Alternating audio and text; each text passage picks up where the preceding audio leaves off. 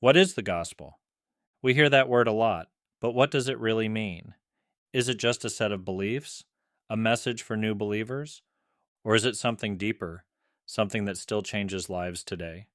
This is Brian Fenimore with Plumbline Ministries, and today I want to walk with you through the meaning and purpose of the gospel, not just as a theological term, but as the living, breathing good news of what God has done for us in Jesus Christ.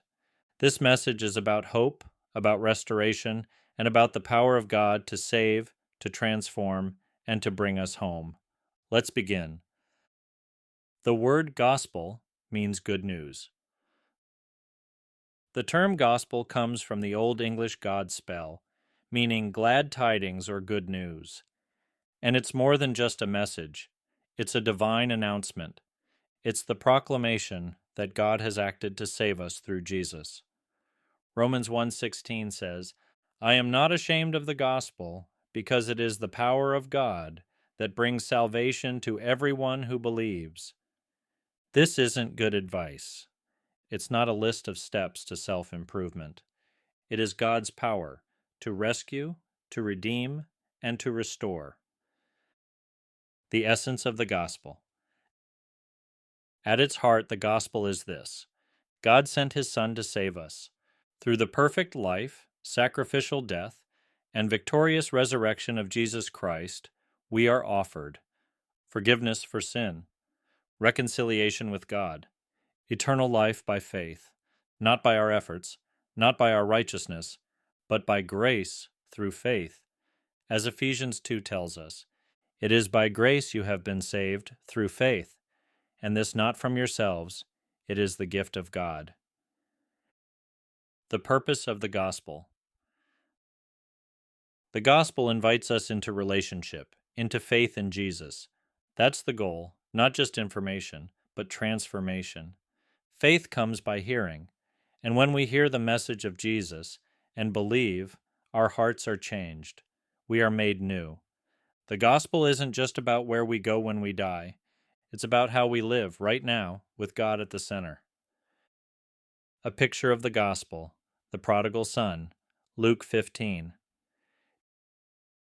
Jesus gave us a beautiful illustration of the gospel in Luke 15. A son walks away from his father. He squanders his inheritance. He hits rock bottom. And then he comes to his senses.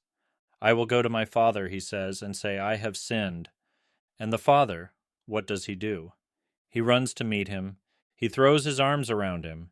He restores him completely. That is the gospel. We were far from God. But in Christ, the Father has come running, ready to forgive, to heal, and to welcome us home. The gospel is not just good advice. It is the good news of God's saving work in Christ. Testimony. Sometimes ministry doesn't make sense in the moment. I was once at a prayer conference in Texas. The pastor asked me to prophesy over his staff, but instead the Lord highlighted a woman in the very back row. I called her out and simply said, "God wants you to know He's pleased with you. He delights in you." She screamed and hit the ground. Afterward, the pastor pulled me into his office. "She's the most problematic person in our church," he said. "Why would God affirm her?"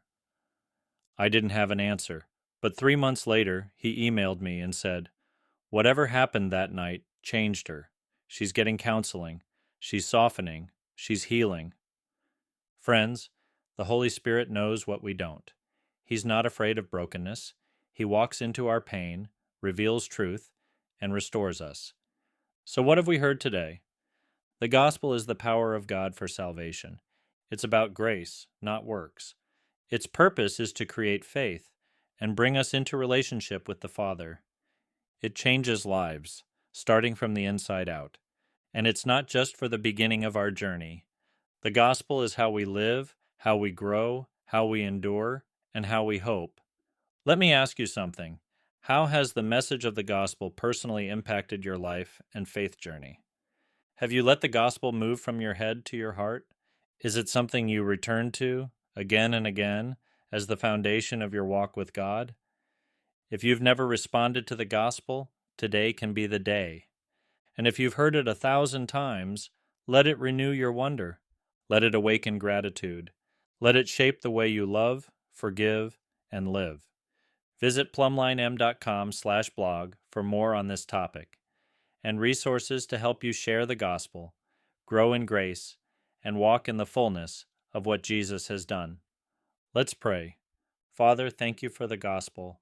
Thank you for sending Jesus to live, to die, and to rise again so we could be saved. Thank you for welcoming us, forgiving us, and loving us beyond measure. Let the truth of the gospel sink deep into our hearts today. Help us live in light of your grace. In Jesus' name, amen.